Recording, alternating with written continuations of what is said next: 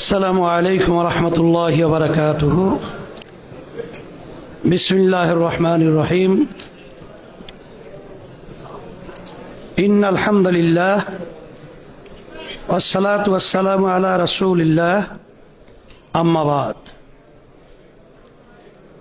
ইসলামী আন্দোলন বাংলাদেশ আয়োজিত আজকের এই ইফতার মাহফিলে উপস্থিত সম্মানিত রাজনীতিবিদ, বিভিন্ন বন্ধু প্রতিম, রাষ্ট্রের কূটনীতিক, মিশন প্রধান ও প্রতিনিধি, পেশাজীবী, ব্যবসায়ী, শিক্ষাবিদ ও সমাজের বিভিন্ন স্তরের অংশীজনকে আন্তরিক শুভেচ্ছা ও কৃতজ্ঞতা জানাচ্ছি। আপনাদের উপস্থিতি আমাদের গর্বিত ও কৃতজ্ঞ করেছে। সম্মানিত অতিথিবৃন্দ, মাহে রমজান সংযম ও আত্মশুদ্ধির মাস, তাকওয়ার মাস।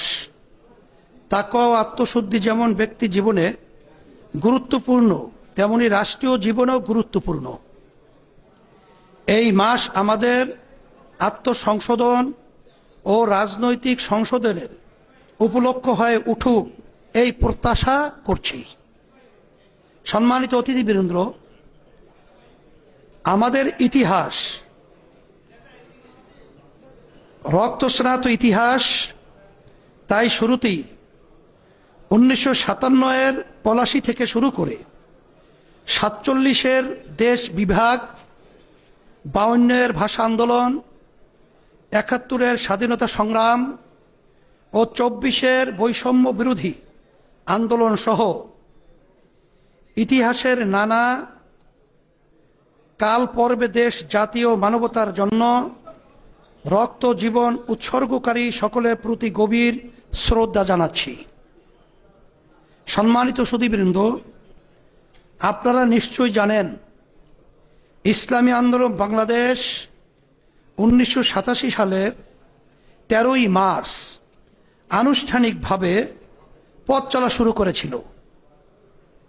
দেশের সকল ধারার শীর্ষ ওলামায়ে কেরাম, বুদ্ধিজীবী, শিক্ষাবিদ, রাজনীতিক ও গণমানুষের সম্মিলিত উদ্যোগে এ সংগঠন ইসলামী শাসনতন্ত্র আন্দোলন নামে আত্মপ্রকাশ করেছিল।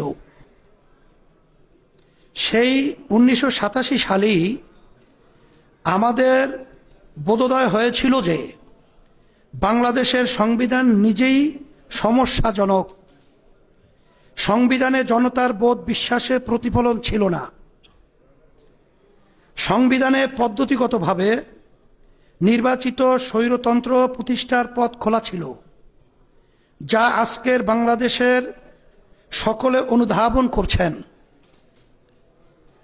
তাই আমরা তখনই জনমানুষের আকাঙ্ক্ষার ধারক বাহক একটি সংবিধান তৈরির নিমিত্তে রাজনৈতিক আন্দোলন শুরু করেছিলাম। এরপর অনেক সময় গড়িয়েছে। আমরা সময়ের আহ্বানে সাড়া দিয়ে দেশ, জাতি ও মানবতার পক্ষে সদা জাগরুক থেকে জনতার পক্ষে আন্দোলন গড়ে তুলেছি। দেশের প্রান্তে প্রান্তে সংগঠনকে মজবুত করতে কাজ করেছি। আলহামদুলিল্লাহ, আজকে দেশে প্রতিটি প্রশাসনিক অংশে, প্রতিটি জনসমষ্টিতে ইসলামী আন্দোলন বাংলাদেশ একটি গণভিত্তি সম্পন্ন মজবুত সংগঠন, যা তৃণমূলে জনতার পক্ষে গণ আন্দোলন ও গণপ্রতিরোধ গড়ে তুলতে সক্ষম। 2024-এর গণ অভ্যুত্থান তার সাক্ষী। সম্মানিত সুধীমণ্ডলী, ইসলামী আন্দোলন বাংলাদেশ এই ভূখণ্ড আবাদকারী ঐতিহাসিক, আধ্যাত্মিক, সুফি ধারার একটি সমকালীন রাজনৈতিক সংগঠন, যার মূল লক্ষ্য সাম্য, মানবিক মর্যাদা ও সামাজিক ন্যায় বিচার নিশ্চিতকারী একটি সমৃদ্ধ কল্যাণ রাষ্ট্র গড়ে তোলা। এদেশের মানুষের হাজার বছরের বোধ বিশ্বাস, চরিত্র, মূল্যবোধকে ধারণ করে এবং সামাজিক পুঁজিকে ভিত্তি করে ইসলামের সুমহান আদর্শের আলোকে গণমানুষকে ক্ষমতায়িত করে একটি কল্যাণ রাষ্ট্র করে তোলা আমাদের প্রধান লক্ষ্য, যেখানে রাষ্ট্র পরিচালিত হবে মানুষের আশা আকাঙ্ক্ষা ও ইচ্ছায়, আর মানুষ পরিচালিত হবে মহান আল্লাহর প্রতি হৃদয় নিঃসৃত আনুগত্যে। সম্মানিত সুধীবৃন্দ, আমরা 2023-এর জাতীয় সম্মেলনে 19 দফা ঘোষণায় আমাদের শাসন নীতি সম্পর্কে স্পষ্ট করে বলেছিলাম যে রাষ্ট্র পরিচালনার সুযোগ পাওয়াকে ক্ষমতায় যাওয়া বলে জ্ঞান করাটাই একটি দর্শনগত অন্যায়। ইসলামের নির্দেশনা অনুসারে দেশ পরিচালনার সুযোগকে আমরা পাওয়ার রিলেশন ব্যাখ্যা না করে তত্ত্বাবধান ও খেদমতের ধারণায় ব্যাখ্যা করি, যেখানে ক্ষমতার চর্চা নয় বরং প্রতিপালনের নীতিতে দেশ পরিচালিত হয়।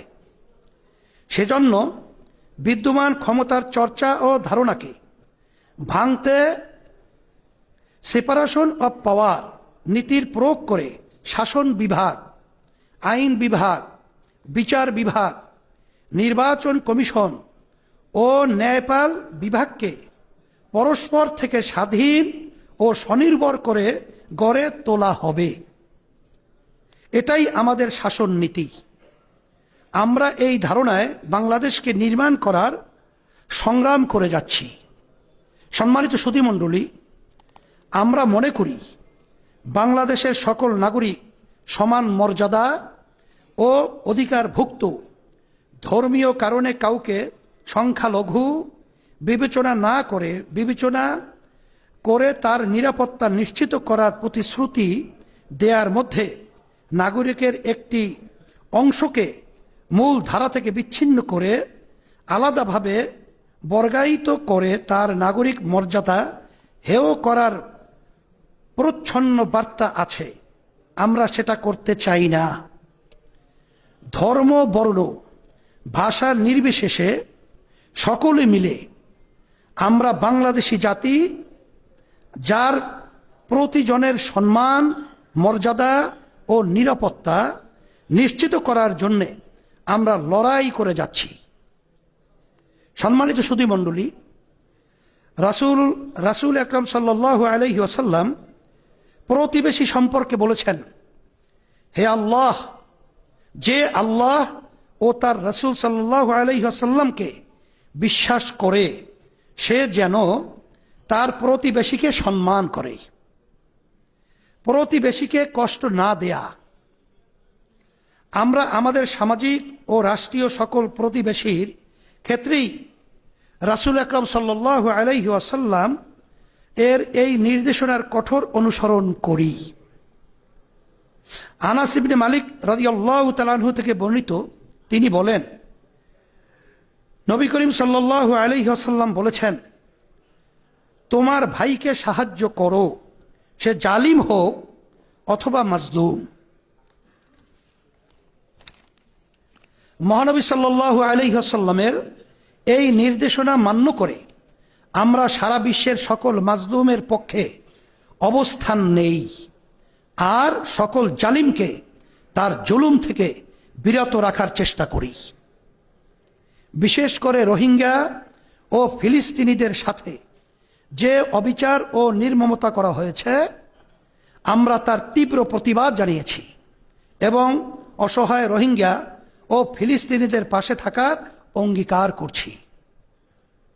সম্মানিত সুধীবৃন্দ, রাসূল আকরাম সাল্লাল্লাহু আলাইহি ওয়াসাল্লাম বলেন, আত-তাজিরু সুদুকুল আমিন মান নাবিয়্যিন ওয়াস সিদ্দিকিন ওয়াশ শুহাদা। সৎ ও আমানতদার ব্যবসায়ী কিয়ামতের দিন নবীগণ, সিদ্দিকিন এবং শহীদগণের সঙ্গে থাকবেন। এমন মর্যাদাবান ব্যবসায়ীগণের যথাযথ সম্মান ও সুবিধা নিশ্চিত করতে ইসলামী আন্দোলন বাংলাদেশ ধর্মীয়ভাবেই দায়বদ্ধ। সম্মানিত সুধীমণ্ডলী, 2024 আমাদের ইতিহাসের একটি গৌরবময় ইতিহাস। ইসলামী আন্দোলন বাংলাদেশ এই গৌরবের অংশ। আমরা জুলাইয়ের শুরু থেকেই রাজনৈতিকভাবে স্বনামী এই আন্দোলনের অংশ ছিলাম। দীর্ঘ স্বৈর শাসনের পরে একটি গণ অভ্যুত্থানের মধ্য দিয়ে বাংলাদেশ রাহু মুক্ত হয়েছে। এখন সময় হলো বাংলাদেশ গড়ার। ইসলামী আন্দোলন বাংলাদেশ সেই 1987 সাল থেকেই বলে আসছে যে আমাদের নিজস্ব ইতিহাস ও বোধ বিশ্বাস সমর্থিত সংবিধান দরকার। কারণ বর্তমান সংবিধান নিজেই সমস্যাজনক। আজকের বাংলাদেশে আমাদের সেই ঐতিহাসিক দাবির পক্ষে ঐক্যমত তৈরি হয়েছে।